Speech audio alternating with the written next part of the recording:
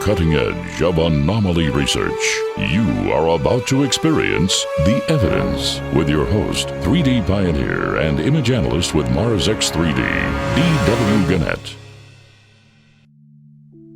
Well, hi there, and welcome to episode number 61 of The Evidence. This is your buddy Dave over at Mars X3D, and we have something a little different today. But before we get into that, just a reminder, for those of you who are new to the channel, this is a 3D stereoscopic channel. That's why you see two images. You have to learn the technique to fuse them, called X3D. And you'll see a magic window open, and you'll be able to see everything in beautiful, crystal clear 3D. And you know, something came up this week in one of the comments. I got a little bit tickled. Papa Tony wrote and said, "Thanks, buddy Dave. I'm sharing your space and Mars adventures with my grandchildren. They find it fun. So do I. We're naming ourselves the Cross-Eyed Explorers. Thanks again, and may the force be with you." And that comes from Papa Tony. And you know, the thing I want to point out is that even kids can do this technique. It's so easy. It'd take you maybe 2 minutes, and people with normal vision, without eye pathologies, and with about 2 minutes invested in time can learn this technique. And it's really worth it. It really opens up a world of wonder for you. So anyway, we have some unusual items this week, and we depart just a little bit from our normal process of showing you really clear non-fractal anomalies. We are going to be looking at some things that are kind of for advanced viewers and aren't quite as clear and non-fractal as they might be, but are worth looking at nonetheless. So let's dive in and see what we have. Let's start out with a nice, clean find by my colleague T.Burnett. We're going to be looking at some anomalies today, as I mentioned, that are in some ways more difficult to see than what we normally share with you here. So I thought I'd warm you up with something that's plain as day. What do you think this is? I suppose it could be an unusual type of erosion, but this really looks like a T-bar, or possibly some piping buried in a chunk of rock, or maybe buried in a chunk of cement. And look at the formation to the left. A lot of activity going on there. And here's something from one of our team members on Facebook, Chokri Yaich. I hope I pronounced that right. He calls this one engine fossils, and you'll find out why in just a moment. You can see that our target area is that big chunk of bluestone down in the left corner. It might not be very clear to you at first, but take a look at these two areas. We'll move in on both of them and we'll take a closer look. I know it's blurry because of the magnification. You'll have to take it up with NASA, I guess, but there sure are a bunch of regular shapes in front of our eyes. Now, you can argue that this is just natural erosion, and you know, you might be right. But take a look at this next one. What are we to make of those lines, those carvings, if that's what they are, and those shapes? I can see why Chokri calls this engine fossils, because it kind of does look like an engine or a machine that's been buried in rock, doesn't it? For you die-hard skeptics, I'm glad you're out there.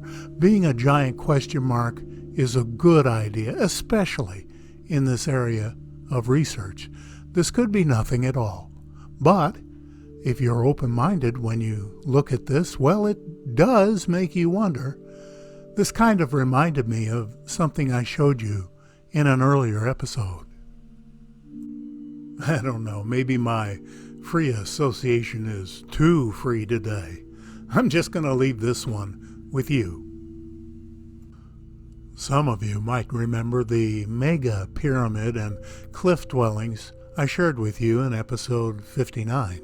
We find lots of cave-like openings that might possibly be cliff dwellings in various images from Mars.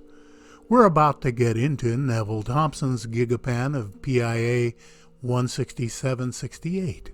an older one, I think, from around 2012. It's not razor sharp like the work he's sharing with us nowadays, but it's certainly a nicely done Gigapan and certainly clear enough to pick out some strange items. Now, these things stretch for some distance along the cliff, and I agree they're kind of hard to see, so let's get in closer. Let your eyes play along the cliff from left to right, or right to left if you're from Iowa. I see regular rows of archways and openings. I know they're a little hard to see, so I'll highlight them a couple of times to help you out.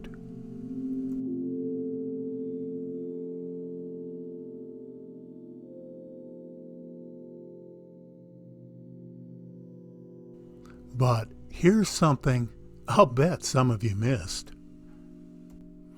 That right there is a ball of crystal clear glass, about 8 feet in diameter. That's just too strange, even for a wacky old dude like myself. I mean, what is it? And what is it doing there? I'm wide open to suggestions on this one, folks. Moving further to the right in this same Gigapan, we find more archways, first pointed out by Brian Hopjins. Even in the context view, they're easy to see. These really don't seem like rocks to me, and what I find intriguing is that dome in the background. I tried to lighten up the shadows, but I didn't have any luck with that. So is it just part of the hill, or is it a large dome-like structure? I guess the jury is going to stay out on this one.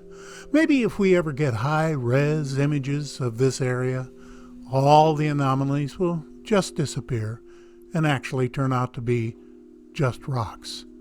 Until then, though, this is all we've got to work with. This last image in our set is something I think is truly amazing.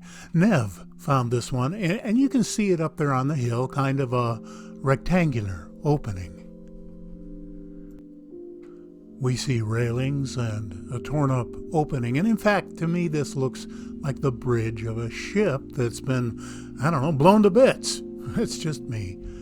You can even see the outline of a hull when you go to the link, but what in the world is this thing? Let's move in closer. It's probably just pareidolia rearing its ugly head, but I swear, that looks like a fist holding a gigantic pipe or maybe a battleship gun. Forget all the stuff we've looked at today. In fact, let's call everything in today's episode rocks and pareidolia.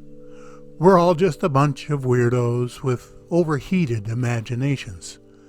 Even if that's all true, what we have left is this: a perfectly round, perfectly symmetrical tube or pipe sticking out of what could possibly be wreckage of a building or a ship. This is most definitely not a rock, and it certainly doesn't belong on a planet scientists claim is utterly devoid of life, past or present. Overheated imagination or not, I'm glad you're here. Thanks for stopping by today, and sure would appreciate it if you hit that like button if you indeed did like whatever you saw. Everything you need to know about viewing and links and more resources are down below in the description. Remember, you can always send me your anomalies. Look for the email in the description. This is your buddy Dave over at Mars X3D. Be well.